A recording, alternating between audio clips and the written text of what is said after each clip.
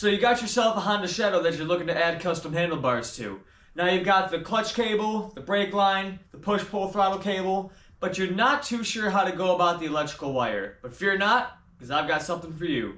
This is the 12-inch Honda Shadow wire extension harness set. Now, this specifically is a turn signal side. I do make them for kill switch side for the Aces, Phantoms, Arrows, VTX, and more. Now, these are simply plug and play. All you gotta do is take off the headlight. So once you have located and disconnected the wires that you want to remove, in this example I'm using the turn signal side, all you have to do is push it through the opening of the back of the headlamp bucket, plug in one end of the turn signal harness, or kill switch depending on which side you're working on.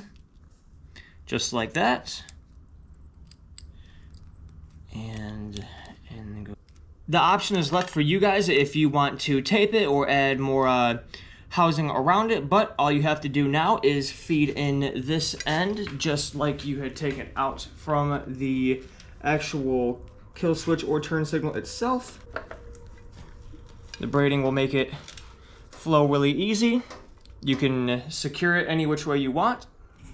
Take the harness, plug it into the bike. So once you have your harness plugged in, you now have a whole ton of extra wire.